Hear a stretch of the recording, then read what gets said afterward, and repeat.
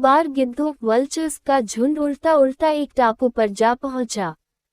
टापू समुद्र के बीचों बीच स्थित था। वहां ढेर सारी मछलियां, मेढक और समुद्री जीव थे। इस प्रकार गिद्धों को वहां खाने पीने को कोई कमी नहीं थी। सबसे अच्छी बात यह थी कि वहां गिद्धों का शिकार करने वाला कोई जंगली जानवर नहीं था। गिद्ध वहां बहुत खुश थे। इतना आराम का जीवन उन्होंने पहले देखा नहीं था। उस झुंड में अधिकांश गिद्ध युवा थे। वे सोचने लगे कि अब जीवन भर इसी टापू पर रहना है, यहाँ से कहीं नहीं जाना, क्योंकि इतना आरामदायक जीवन कहीं नहीं मिलेगा।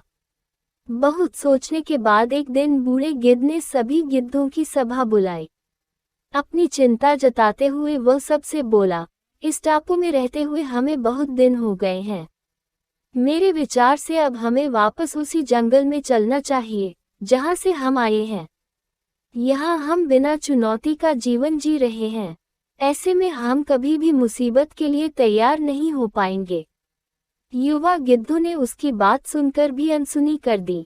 उन्हें लगा कि बढ़ती उम्र के असर से बूढ़ा गिद्ध सठिया गया है, इसलिए ऐसी बेकार की बातें कर रहा है। उन्होंने टापू की आराम की जिंदगी छोड़कर जाने से मना कर दिया। बूढ़े गिद्ध ने उन्हें समझाने की कोशिश की, तुम सब ध्यान नहीं दे रहे कि आराम के आदी हो जाने के कारण तुम लोग उड़ना तक भूल चुके हो। ऐसे में मुसीबत आई तो क्या करोगे? मेरी बात मानो, मेरे साथ चलो। लेकिन किसी ने बूढ़े गिद्ध की बात नहीं मानी। बूढ़ा गिद्ध अकेला ही वहां से चला गया। कुछ महीने बीते। एक दिन बूढ़े गिद्ध ने टापू पर गए गिद्धों की खोज खबर लेने की सोची और उड़ता उड़ता उस टापू पर पहुंचा। टापू पर जाकर उसने देखा कि वहां का नजारा बदला हुआ था। जहां देखो वहां गिद्धों की लाशें पड़ी थी। कई गिद्ध लहूलुहान और घायल पड़े थे। हैरान बूढ़े गिद्ध ने एक घायल गिद्ध से पूछा, ये क्या हो गया?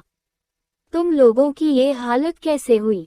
घायल गिद्ध ने बताया, आपके जाने के बाद हम इस टापू पर बड़े मजे की जिंदगी जी रहे थे।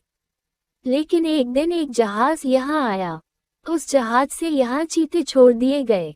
शुरू में तो उन चीतों ने हमें कुछ नहीं किया, लेकिन कुछ दिनों बाद जब उन्हें आभास हुआ कि हम उड़ना भूल चुके हैं, हमारे पंजे और नाखून इतने कमजोर पड़ गए हैं कि हम तो किसी पर हमला भी नहीं कर सकते और न ही अपना बचाव कर सकते हैं, तो उन्होंने हमें एक एक कर मारकर खाना शुरू कर दिया। उनके ही कारण हमारा ये हाल है। शायद आपकी बात न मानने का फल हमें मिला है। सीख, अक्सर कंफर्ट जोन में जाने के बाद उससे बाहर आ पाना मुश्किल होता है। ऐसे में चुनौतियां आने पर उसका सामना कर पाना आसान नहीं होता।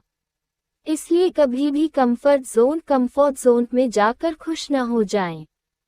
खुद को हमेशा चुनौती चैलेंज देते रहे और मुसीबत के लिए तैयार रहें। जब तक आप चुनौती का सामना करते रहेंगे, आगे बढ़ते रहेंगे।